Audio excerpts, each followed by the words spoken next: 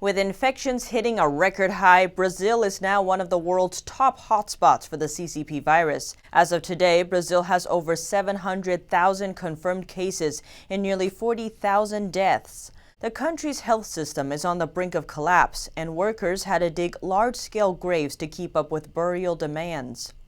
Countries hit hardest by the virus appear to share one common thread: close ties with the Chinese Communist regime. It's the same with Brazil. As South America's largest nation, Brazil's economy is highly reliant on exports. China has been its largest trading partner and export market for the past decade. Over a quarter of Brazil's exports go to China, while the United States, in second place, gets only 12%. Economic dependence on China comes with a flip side. This March, President Bolsonaro's son enraged Beijing with a single tweet. Eduardo Bolsonaro, a lawmaker, criticized the Chinese Communist regime for concealing the scale of the virus outbreak. He tweeted, "It's China's fault and freedom is the solution." The Chinese embassy responded that the president's son contracted a mental virus. The embassy added, "We would advise you not to be in such a hurry to be the U.S.'s spokesperson in Brazil. You'll fall flat on your face." A Chinese consulate general also published an op-ed in the nation's major newspaper. He threatened, "Should any country insist on being China's enemy, we will be its most sophisticated enemy." Many Brazilian authorities criticize Eduardo Bolsonaro for endangering relationships with China. They also contact the Chinese embassy to apologize.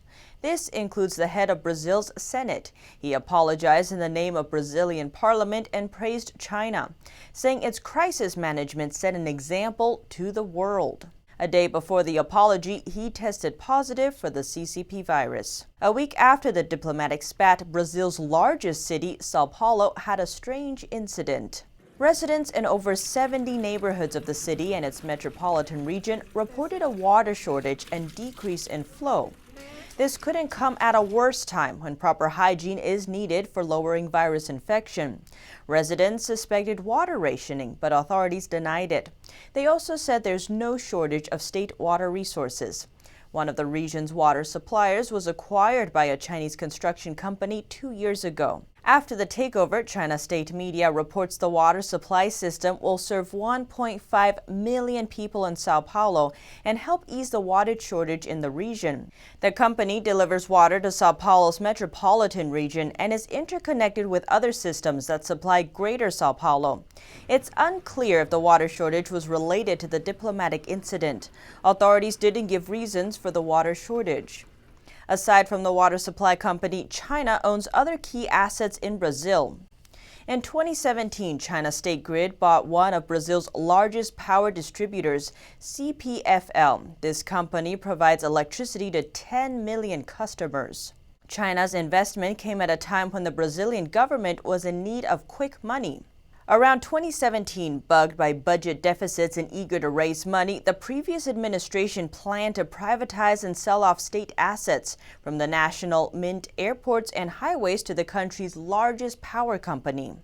China's shopping spree also raised concerns.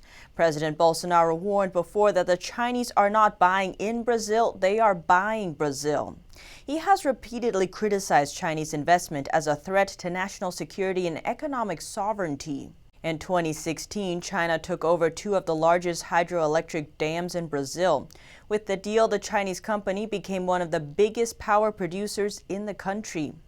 China also bought control of one of Brazil's most profitable container terminals, its second busiest international airport, and a third of its niobium. The shiny white metal is highly sought after. Niobium is widely used in jet engines that power military aircraft. A Brazilian company, CBMM, produces 80% of the world's niobium supply, and China owns 15% of the company. Not everyone is happy with the buyer's growing influence in the tropical country. 2 months after the Twitter spat, the Chinese embassy sent a letter to Brazil's parliament members, asking them to not congratulate Taiwan's president on her inauguration. Beijing considers Taiwan a part of its own territory, while Taiwan says it doesn't accept rule under the communist regime. A Congress member leaked the letter on Twitter and congratulated Taiwan's president. The tweet sparked a trending hashtag, Viva Taiwan, meaning long live Taiwan. Many Brazilians followed suit. One netizen said, to congratulate or not is the decision of Brazil. Who do you think you are to instruct them to follow your orders, CCP?